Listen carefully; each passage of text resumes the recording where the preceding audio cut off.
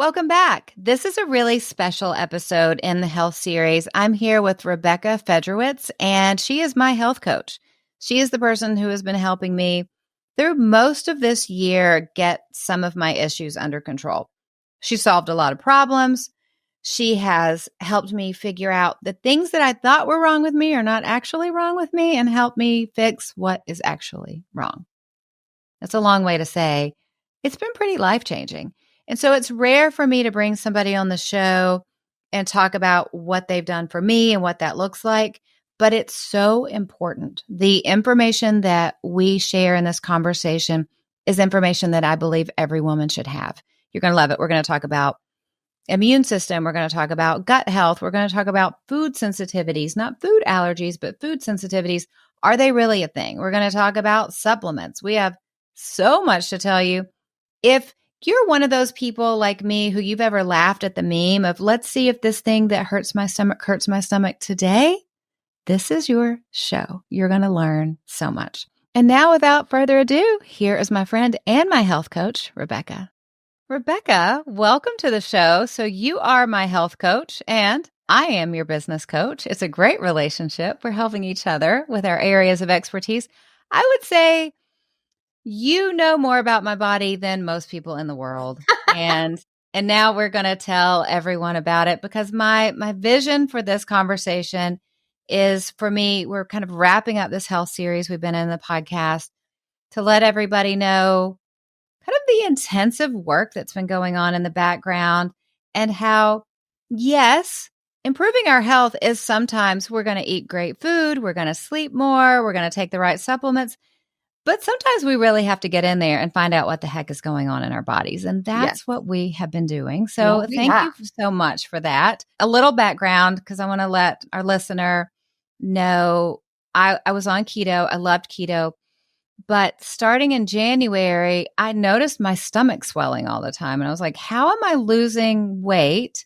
But my stomach is hurting and it's getting bigger and bigger all the time. And then we talked about it. We decided to work together for you as my health coach. And the first thing you did was you gave me a food sensitivity test. And I said, I don't need to take a food sensitivity test. I already got one from, is it Everlywell, a few years ago? So, yeah. Everlywell said, you don't have any food sensitivities, just eggplant. I don't even eat eggplant. Well, the one you gave me, the fancy one, that showed I don't need to eat dairy. I don't need to eat whey. I don't need to eat wheat. I don't need to eat eggs. Oh, good part of what I was actually eating.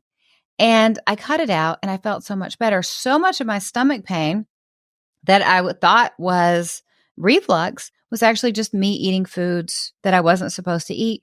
How common is that for you, that you work with clients or people go through that? I was shocked. Well, and really all of it's extremely common. So many times we have stuff going on and we say, oh, I don't have any food reactions and I can eat everything because the symptoms we're experiencing we're taught are normal or we're given medication to cover up. And so it's actually really common for especially things like reflux and bloating to be due to some sort of hidden food sensitivity. And sometimes those sensitivities are temporary, but it's like one thing feeds into another. So if we're having some gut imbalances like bacteria or some sort of integrity of our intestinal lining is compromised, and then we're eating a food over and over again, then our body starts to not like that for a while. And so the goal, of course, is to be able to get those foods back in. But for a while, you might need a break because so much of that can drive inflammation and discomforts. Well, and not only discomfort, correct me if I'm wrong, but if our stomach or any body part is continually inflamed, it puts us at risk of developing cancer because our bodies kind of attack itself over time, right? Yes. So gut health issues in general, anything that's driving inflammation, whether that is eating something that's highly inflammatory, like for example, you likely heard stuff about seed oils or omega-6 fatty acids that can be inflammatory. So even something that is seemingly safe in terms of you're not reacting to it can drive inflammation. Or if your body is having an inflammatory response to a food because it's not digesting it well or something like that, any inflammation in the body is tremendously harmful and can impact hormones and autoimmunity and cancer and so much more. So yes, inflammation is very dangerous to our health. The next thing you give me is a GI map. So you're mapping what's going on in my gut. And again, I went along with it. Okay, we'll do a GI map. This will be interesting. It was really shocking how messed up I was inside, even though I felt healthy, I felt good. And what was so scary is how my gut was so off balance and how that can affect my immune system. Mm-hmm. And I can remember periods of my life where I was super stressed and sick all the time. And then now that I'm learning more about gut health, I realize all of the things that were made to protect me from stress and from illnesses and viruses were completely wiped out. Give us just an overview of what we need to know about our gut and how it works. Oh man, I could talk for hours on the gut. It's such an important part of our health. And it's so common for us in our modern society to have gut health imbalances. And we don't want to get into a habit of chasing problems, right? Sometimes we just need to give our body time to rebalance and recover naturally, which it has the mechanisms to do. But like you mentioned, stress. When our diet is off, when we have hidden food sensitivities or other elements of inflammation coming in, when we are basically in a space where we're vulnerable, our body can't always do what it needs to do to recover. And so things like stress and hormones lead into that as well. And what we end up finding from our modern diet and our overuse of medication and our naturally inflammatory diet and our very stressed out life is so many people end up with gut imbalances that they have no idea about. And I'm a big believer in running. I love the GI map as my go-to stool test. And I'm a big believer in running that as preventative care. Again, not to say every time we run it and we see a marker that's slightly off, we immediately jump into a protocol to help that, but just to understand what is the state of your gut right now. Yeah. We run tests for cholesterol and triglycerides and vitamin D levels. And I think we should be looking at the gut too, because the gut is so connected. I mean, we detoxify from that. I mean, things like histamine levels, we have to clear out from our gut. Hormones, a lot of times people will see a lot of hormonal challenges happening. And one of the markers we look at on the stool test is a marker that indicates how well you're clearing out toxins like excess estrogens. And so are you clearing things properly? Is your immune system in your gut? Because so much of our immune system is based there. So all of that is something we want to get a regular picture of and make sure we're eating in a way that supports a good, thriving, healthy gut microbiome and a good digestive system in terms of breaking down our foods and detoxifying, and also knowing if there is something that does need to be addressed more specifically, because truly gut health is connected to inflammation, immune system, hormones, mental health, and so much more. And basically for mine, I was very high in unhealthy bacteria and very low in healthy bacteria and an overview. And so you put me on a protocol for, I think, the first 8 weeks or 6 weeks, just focusing on taking some herbal antimicrobials to kill off the bad bacteria, and then certain probiotics to put in the good, right? Yes. I have taken probiotics off the shelf before years ago, and it really hurt my stomach. Mm-hmm. And so I wanted to tell that story. So if anyone's listening who's like, I've tried probiotics, they made me bloat, they made me not feel good. It's because if we don't actually know what's going on in our gut, just randomly getting probiotics off the shelf could actually make things worse, right? 100%. Yeah. So much of our wonderful world of social media and blogs gives us resources that help us to make good choices. The challenge becomes when those resources become our end all be all for direction. And so we read something that says gut health helps your energy and you need probiotics. And then you take probiotics and you don't even realize that you're actually making it worse. Yeah. And it's not because probiotics are bad, but not everybody needs them. Not everybody has the right blends of them. And so we want good quality probiotics and we want the right type. So like when we look at that GI map for you, there were some that were high, there were some that were low. But the first thing we had to do is eradicate that didn't belong where it was. And that way we could then introduce the good stuff. So one of the examples I often give of this is it's like a frat party that's going on. Like you're not going to move in a family into a frat house until you kick out the frat party and clean up the house a little bit. And so, it's like if you're trying to move in a family in the midst of a frat house, like it's just a mess for everyone. And so we really want to be strategic. And taking supplements seems safe, but taking the wrong nutrient can in fact be hurtful to your body. Yeah, I mean, I definitely at first was like, hey, I have tried probiotics before and it was not a good experience, but I tried these because these are the ones that I needed because I had that information and felt great on them. People can work with you. They can look for someone in their local area or someone else online. What types of credentials do people need to be able to order these tests? How does this work? How do people know who to talk to? Right. Oh, that's a good question. And I wish there was a straightforward answer here because there are many, many credentials. It does vary a little bit, and it's about really getting to know the practitioner. So like I work with people from all over the world because I work virtually.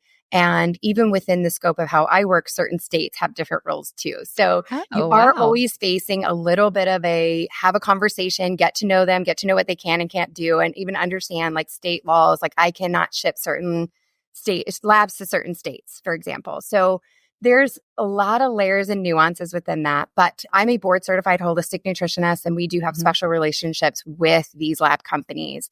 There are like functional diagnostic nutrition.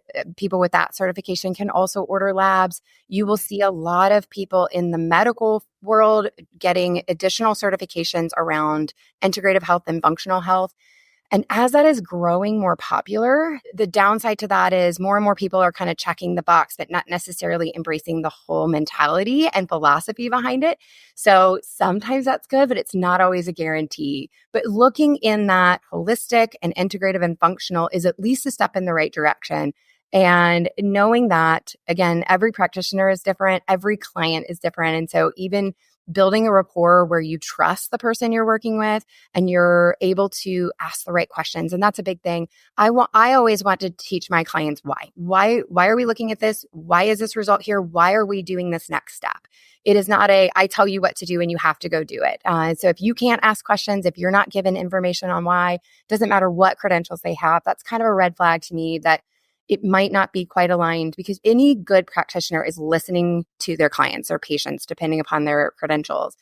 You know your body like no one else. And so if you say to me, I know that the test said this, but this is what I feel, I may have good reason why that's not necessarily indicative of what's really going on, but I want to explain that to you. And also, you might have told me something that a lab can never tell me, and I need to know that. So conversation is essential to success. And I'll tell you, after coaching people for so many years and having so many people say to me, I'm so annoyed this is taking so long. Why is it taking so long? I did the same thing. So when we started working together in the health coaching venue, when you said, okay, this is what we're going to do for 12 weeks, I was like, 12 weeks? That is ridiculous. I don't understand why there isn't just a magic pill, right? Like I do the same thing that I help people not do all day long. But it is really important to get into those details. And like you said, gather information and test again and see how you're doing. You touched on something really important because of social media and because of advertising, especially. The person that sounds the most confident, the person that has the quickest little tagline, or here's the one magic thing that you need, they get believed, they get a lot of traction when everything is so much more nuanced. It's kind of like, when someone asks me a marketing question, I go, you're going to hate the answer, but the answer is it depends. And it depends because of X, Y, and Z. And it's the same way with our health. Yes. Like you said, there's not a shoe that's going to fit everybody. Right. But finding somebody who will really sit with you virtually or in person and go, let's dig into every detail of your health. Let's find out all these things. That's a game changer. Earlier this year, I had the wonderful privilege of getting my first colonoscopy. But because my stomach had been hurting, they ordered an endoscopy for me too. So they looked at my stomach. Well, I remember waking up in the room, and I remember the GI doctor saying, there's nothing wrong with your stomach. So we're going to put you on amitriptyline, which is an antidepressant. So I'm blurry, and I kind of nod, and then I got back home and woke up and started researching what in the world, why would I be put on amitriptyline? And the answer is, if physicians don't know what's causing your stomach pain, they will just put you on an antidepressant. They'll call it IBS-C. I think it's IBS-C. IBS-C, because they don't know what's wrong, and they kind of think it's in your head, but maybe antidepressants will make your stomach feel a little bit better. And I was like, heck that guy. So I love went back. this. Yeah, I went back to my primary care physician. They're in the same practice. And I said, I'm never going to see that GI doctor again. Can you read me the results of my endoscopy so I don't have to go back? And he read it. And I was like, and I need a referral to a different GI doctor because for too long, especially women have just been blown off for the symptoms we're having. Mm-hmm. He never thought outside of what he knows. What he knows is I know this, this, and this. And if I don't know, let's just give another medication. And I'm very pro medication. I believe in better living through pharmacology, mind you. You know this about me. But the last thing I needed is for him to just dismiss me and go, there's nothing wrong with you. Here's an antidepressant for stomach pain. And my stomach pain was I was eating things that I had a sensitivity to. Right. Yeah. Yeah. This is a little bit of my soapbox, and I do everything because I care so much about women and their health. And ultimately, when women are well, we are better equipped to go do the things that we were called to do, our passions, our purposes, whatever that is. And currently, our world doesn't support women's health much at all. Very little percentage of the research on health is spent on women's health. The experience you had, which has kind of been termed medical gaslighting, is overwhelmingly common. Yeah. I can't even tell you the number of women I personally have met with who have had a similar experience. And then some women will take it and then they're like, but now I'm stuck on this antidepressant that I don't want to be on. But when I go off, then I'm actually depressed, which is a whole nother conversation. And that's what drives me to doing what I'm doing, because it's not acceptable. It is not okay at all. And I think we live in a world where so many of our symptoms have become overwhelmingly common. And so we assume that they're normal. And we're surrounded by people that were like, solidarity, sister, me too. And then we move on and we learn to live with these things that are actually quite unacceptable. Like we deserve to feel better. We can feel better. And modern medicine has its place. I mean, if you need heart surgery, please don't call me. Like, I will kill you. Literally, right? You don't want me. You want somebody who knows how to do that and only that. But when you're getting to the root, when you're looking at the body as a whole and how everything is connected and wanting to take time, because it does take time. Your gut protocol was 12 weeks, right?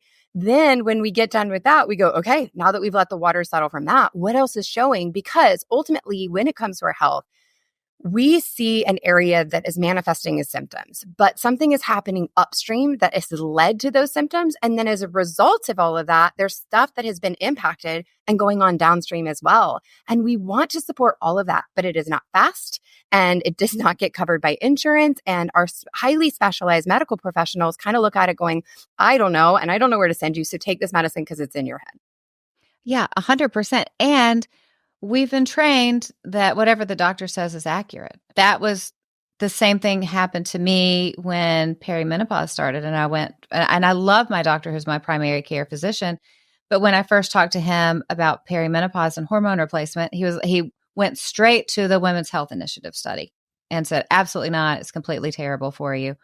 And with so many women, if we don't choose to educate ourselves and we take what one doctor says, as opposed to listening to experts and getting a second opinion or sometimes a third opinion, we are just going to live limping through life. I mean, there's a meme that I love, and it is a picture of someone, and the caption is, let's see if this thing that normally hurts my stomach today. You know? Yeah.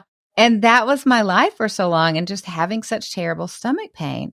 So I think it's important for us to have these conversations, because I think the term medical gaslighting that you just used is something that women need to have in their vocabulary, and we don't have to put up with it.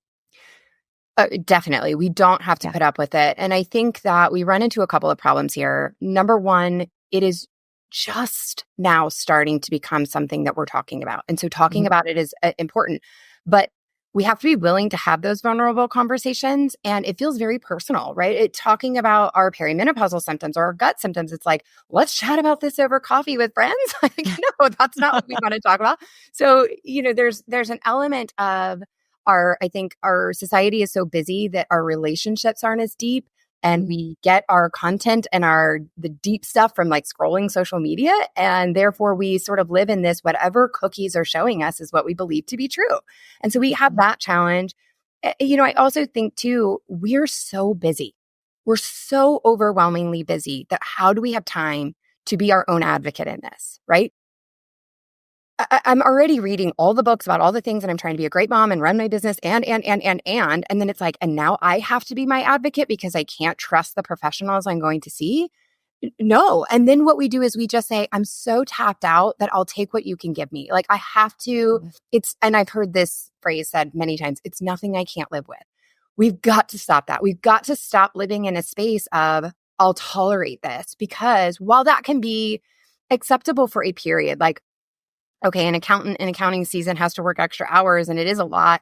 All right, well, that's nothing you can't live with, right? We have seasons in our lives that are that way. However, we're not living this way in seasons. It's like that you talk about memes. It's like that meme that's like adulting is basically saying, I'll be great as soon as I get through this over and over again until the end of time. Like, yeah. I feel like that's my life, right? And so how do we do this? And it really comes to, we live in a do-it-yourself world. We live in a, what is marketing telling us? What are cookies telling us, right? All the things that we're bombarded by, and we are looking for the quickest fix. And we have to have a team. We have to recognize we can't do it alone, that it is okay to get help and it's okay to give time to yourself, and know that the time you invest in your health will pay back 10 times over. Going back to gut health really quickly, will you explain, like we're 5, what dysbiosis means? I think it's also called leaky gut, but a leaky gut, so they're a little different. I do want to say one thing though, because I feel like leaky gut sometimes gets a bad rap, the phrase, because there's a lot of people on social media talking about leaky gut. And when I hear them talk about it, I'm like, I'm not sure you really know what you're talking about.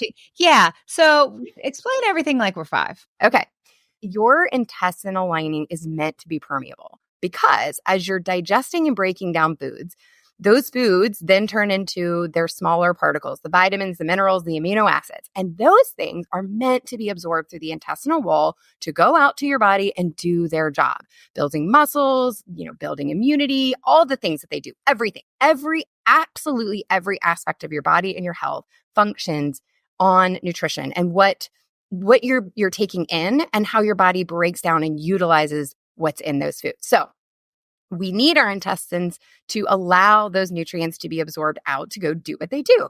Mm-hmm. The problem becomes when the intestines is excessively permeable and allows things out before they're ready to be released. And then it becomes quote unquote leaky.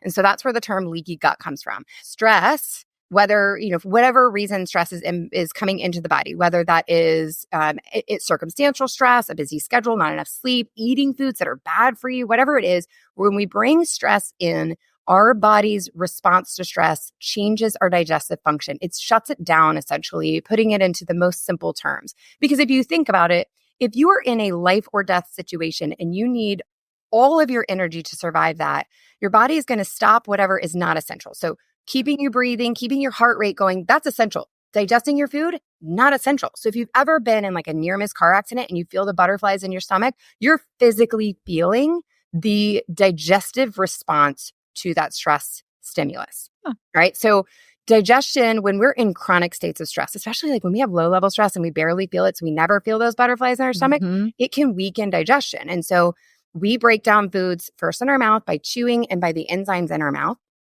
Then in our stomach, we have enzymes that are necessary plus stomach acid, and then finally in the intestines. But if any one part of that digestive breakdown is not happening properly, then those foods are making it to the intestines, the burlap wall, in too big of pieces. So as they're banging around in the intestines, they're damaging that wall. Or if bacteria is off and that is then disrupting it. So there's many reasons why that burlap lining, if you will, can get to be compromised. Okay, that is so interesting. Okay, you're probably going to say it depends, but here's my question. Could you give just a few common reasons, like maybe 3 to 5 common ways that we can injure our intestinal permeability, put too many holes in the burlap? Yes. Okay. Food sensitivities for sure. Yes, food sensitivities. Stress. But why are the food sensitivities there? So I will say Okay. stress. We know stress is like the silent killer, as it's called, but I don't think we understand why and where it starts. And ultimately, one of the biggest reasons why stress is so harmful is because it starts in the gut and digestion. It wrecks all of that. So stress is one of them. We can have, if we have those food sensitivities, like innate food sensitivities or something like that, where we lack enzymes, that can be part of it. A poor diet in general. So high inflammatory foods, highly processed foods, things that are just not giving to your body, because everything you eat either adds to or takes away from your body. There's no exception to that. Everything either adds to or takes away. And so if we're eating foods that are taking away, that will impact things as well. You do great work helping people heal from burnout and stress. Give us just a few tips there. What would you like every woman to know about her body when we're living in this very stressful world? Yes. Yes.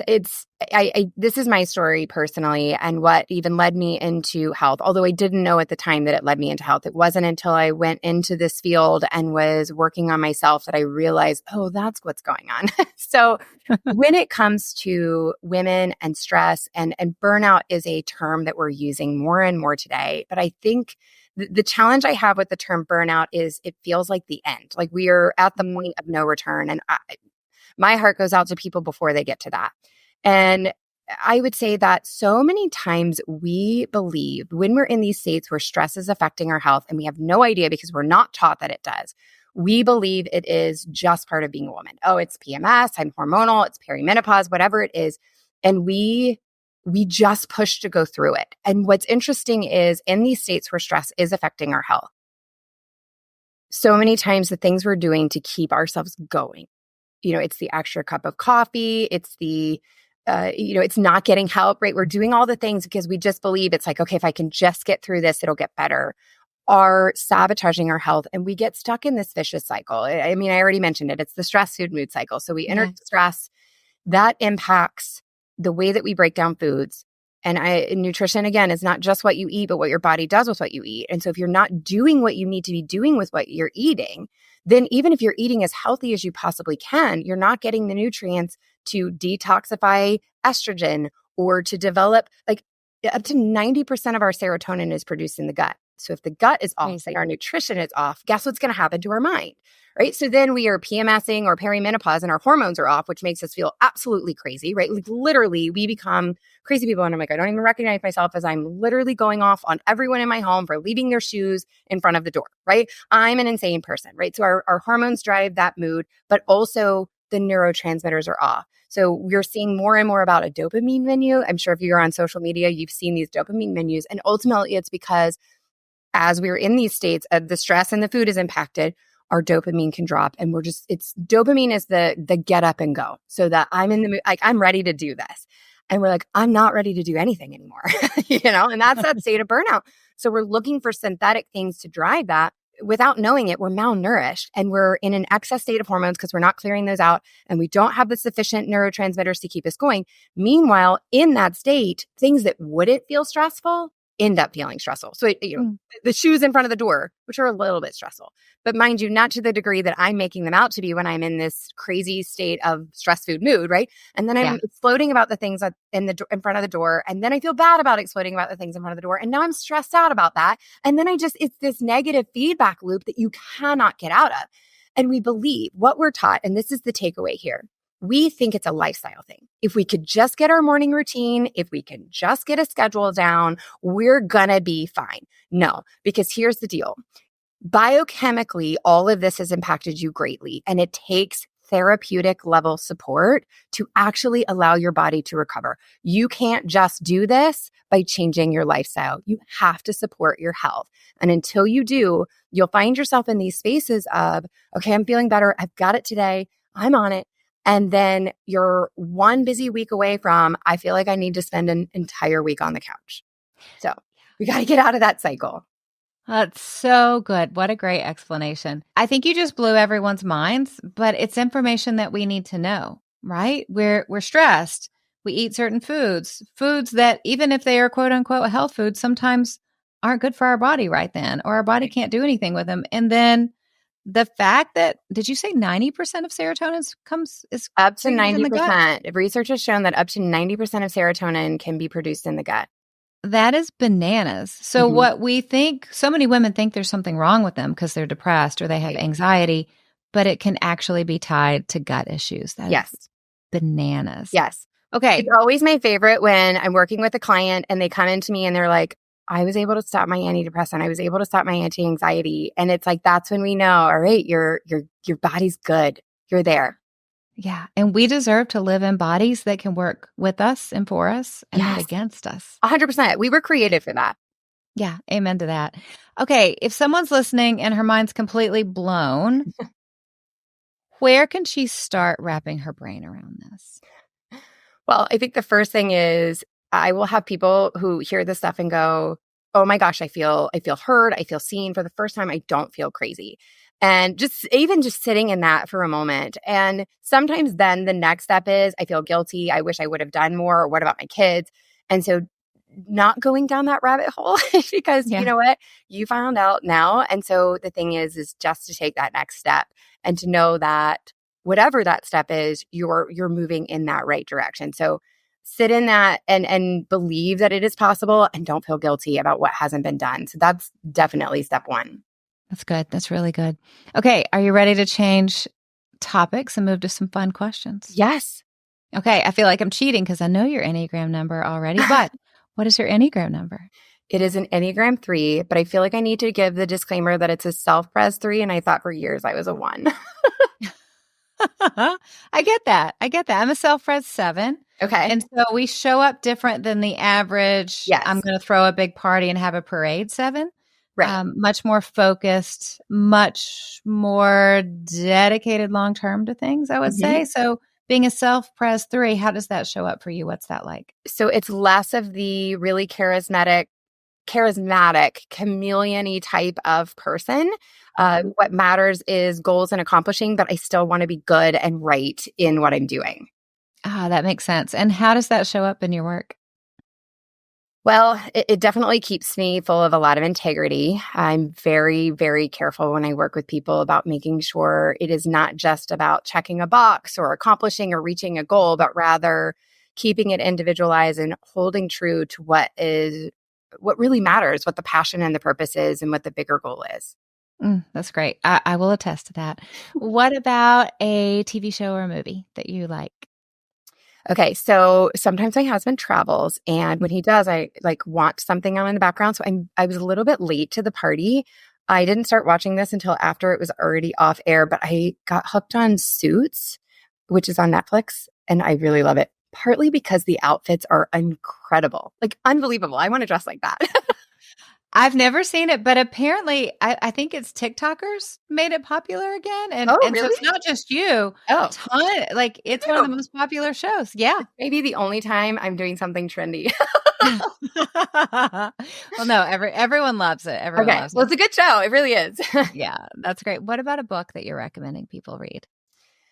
So I read a mixed variety, and I will say that one that has been really resonating with me is a recent book that I read, and it's by a good friend of mine, Sarah Westall, The Way of Belonging. And she's talking about community and connection. And in this world of disconnectedness and social media, and me having moved around so many times in the last 15 years, it's out really great with my heart. So love that book. That's wonderful. That sounds like a great book. What about a health book? Okay, I'm going to put you on the spot. Is there one that you think, okay, this one is pretty great? And is there one that when you hear someone mention it, you want to poke your eye out? Oh my goodness. Oh gosh. Let's see here. There are great books. I mostly want to poke my eye out with all of them. And here's why. Not because they don't have good information, but we talked about marketing. Yeah. What sells is usually something that is highly niche and highly specific. And so it's always just a piece of the big picture. And so it's sometimes great information, but people will go off the deep end on one tiny thing. And so anytime there's something that is really topic specific, I always say read enjoy, like take in what you can, but know that it's just a piece of the puzzle. A health book that I do like, and I will sometimes send to clients, and I don't send them on rabbit holes of reading books very often, but there's a book by Dr. Ben Lynch called Dirty Genes. It's not new. It's been out for a little while. But of all the health gurus, for lack of a better word, I tend to align with the things that he's saying and how he says them over others. He's less concerned about the marketing algorithms and just speaks his mind. And he has some really great content in that book that I think a lot of people haven't uncovered. Oh, that's great. Okay, I've never heard of that one. It will be in my Amazon cart shortly. It's a good one. What about a product that you love and you told someone else they needed to get it? So it's less of a usable product, and it's a clothing item. So that's great. I was recently going somewhere and the weather shifted last minute and I had to repack and needed something. So I didn't have time to order from my normal places. And I got on Amazon and ordered this crazy yoga golf skirt that I didn't expect to love, but I loved it so much. I sent it to friends and ordered a second one. It fits amazing and it's very flattering. So crazy yoga golf skirt. I love this. Okay, send a link to the one you got and we will put it in the show notes. Okay.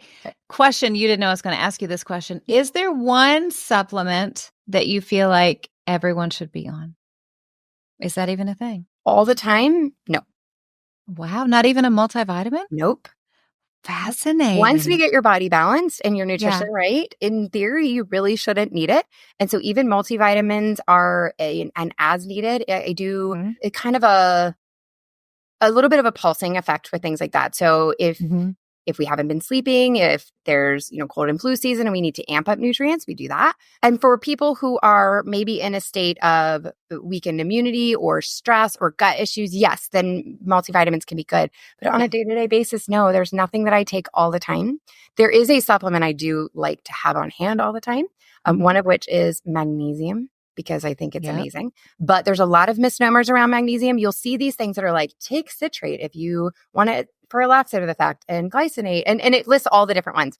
There is one specific product that I love, and it is a magnesium glycinate, which people don't expect to affect things like bowel regularity, but it is just such a good nutrient. And when it's in good form, it can help with stress and relaxation and hormones and digestion and sleep and all the things. So I do like magnesium, and I think it's one that most people tolerate very well. Oh, that's a great one. Okay, I love that. Well, thank you so much for coming on the show. I've learned a ton. I didn't know I was still going to be learning things from you. This was great. And we'll definitely have you back on to follow up because I know people are going to have a ton of questions. Tell everyone where they can find you. Yes. Well, thank you for having me, first off. You can find me personally on Instagram at Rebekah Fedrowitz.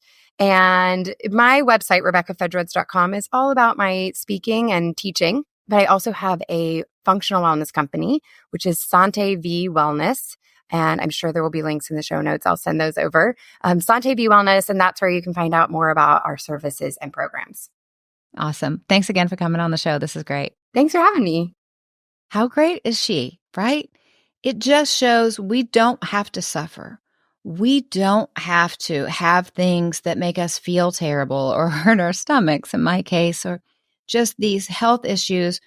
We can empower ourselves. We can get information about it. We don't have to be gaslit by doctors who don't treat us well and want to just put us on medication after medication after medication because they haven't spent the time with us and don't understand what's actually going on with our bodies. We get to be the boss of our bodies and we don't have to suffer. And I think for too long, women especially have been made to feel like they're crazy or they're complaining too much or it's just their anxiety, when really there are issues with our bodies that are wrong that there is a fix for. And very often it's a natural fix. Stop eating this, start eating this. Something so simple. And I'm so glad you're here. I love that we have this time together every week. This week, we're taking care of our health. In this series, we're taking care of our health because an investment in ourselves, in our health, benefits everyone around us. And I believe in what's inside of you. I believe in your dreams, and I know you're making an impact on this world for good. That's why you're here. You're learning something new, you're getting a tidbit every single week. So we don't have to make a bunch of huge, massive changes, but something small every week, hopefully twice a week, that you can take with you and just make your life a little better every single day.